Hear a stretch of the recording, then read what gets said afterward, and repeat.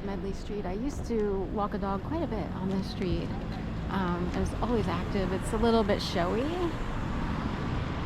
So, of course, in the winter time, and they might still do it in the summer, but once it gets dark out, they have the lights that string across the street, like from side to side, like in a drape fashion. In the past, I would always avoid that street because there was too much activity. There would always be kids out there, cones all over the place, kids on big wheels, and there was just always something going on. That still happens today to some extent, and I swear if there were energy lines or meridians or what have you, Smedley, even though it seems like, oh, it's family, it's this and that, I swear to God, they can instill anger in a person, and they're flipping out all over the place when normally they might not. So every once in a while you see people go off the rails or what have you, snap out. What if certain longitudes, latitudes, meridians, energy lines, ley lines, whatever you want to call them in the city can be activated, or certain people are on those lines, almost like phone lines, radio lines, whatever, and they can actually, they can use two things. They can have people sort of behave a certain way on the street, sort of acting in an orchestrated manner, almost like, say, you're recreating the Truman Show effect. And on top of that, have someone who can actually sort of regulate, almost as if they could regulate frequency or anger in certain people, if they know how to press your buttons, but invisibly and visibly. So you would have like a double whammy going on, whereas oftentimes we can get through life and ignore people if they seem like they're being stupid or if they're acting dumb or what have you. It reminds me of a commercial for a pharmaceutical product. I forget the name of the pharmaceutical product. I am not a big pharmaceutical type person. I don't root on big pharma completely. Although if people are really hurting, if there's a pill for it that can help you function, you have to earn a living, all that, then whatever you gotta do, within legal limits so you don't get in trouble.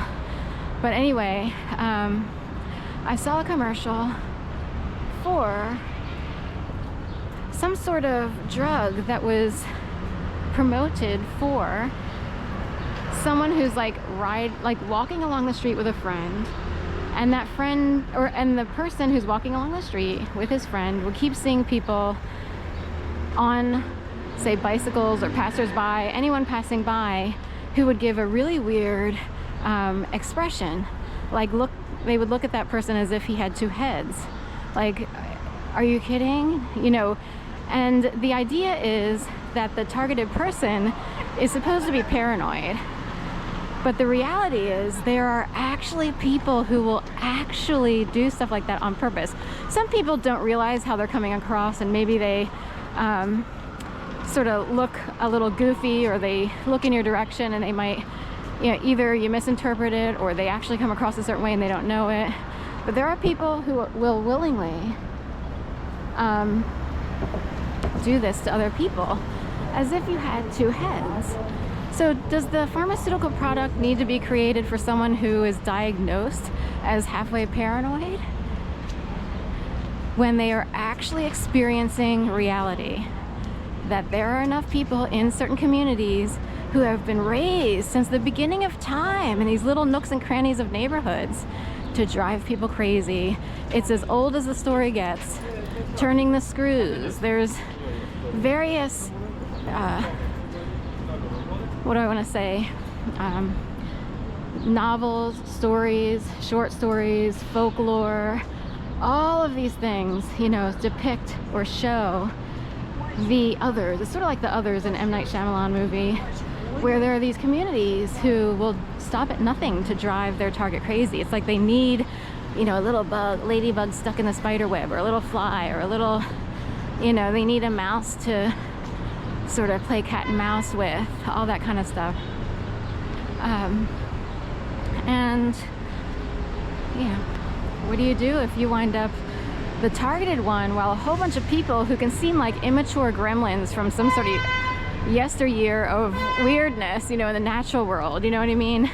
Coming out to play their games, and they all live in clusters, so they all communicate, you know, through back windows, side windows, and you're coming in not knowing that they've all exchanged information and played a game to make you look paranoid.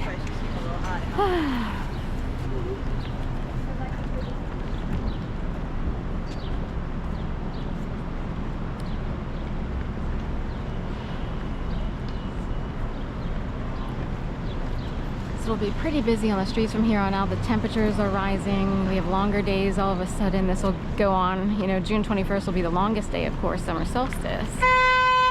People's schedules are beginning to change as universities, you know, end with exams or begin with exams, what have you, before the last day of school, which will occur in May. And it's kind of early this year. I feel like it's right. I have to look again. This coming week might be the week of exams, 27th onward, and graduation might be as early as like May 15th, May 12th. There's in there somewhere. Before you know it, all the students who are here seasonally just for the typical academic year will exit, and it will become a quieter place.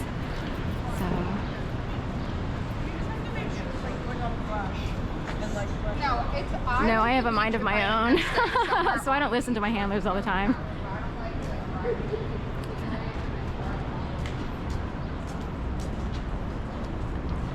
So there are people at that restaurant, and they were told to start talking on cue. So if you start talking, they'll try to talk over you, and that's part of the crazy making world. So we have to expose them as best we can in a friendly way, as if doing a tourism video.